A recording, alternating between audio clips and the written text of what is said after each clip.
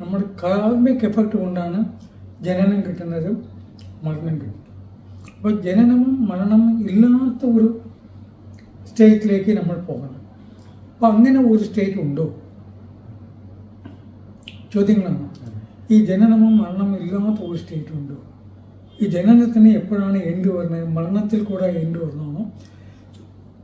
അതിനെ കൂടുതൽ വേറെ മുല്ലതുമുണ്ട്.